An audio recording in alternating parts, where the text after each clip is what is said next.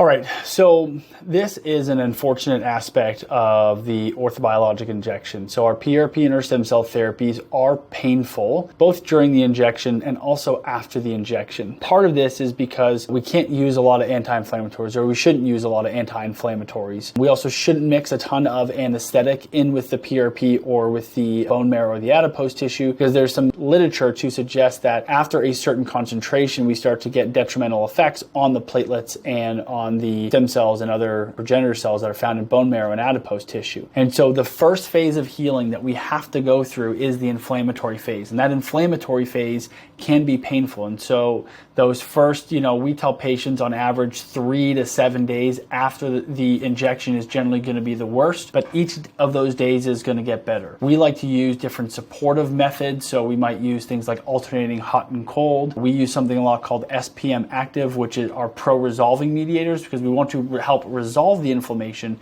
We just don't want to suppress the inflammation. So unfortunate that we have pain after these injections. However, it's a part of the process that we have to go through in order to really stimulate that new healing response, which is where we get the improvements and the good outcomes.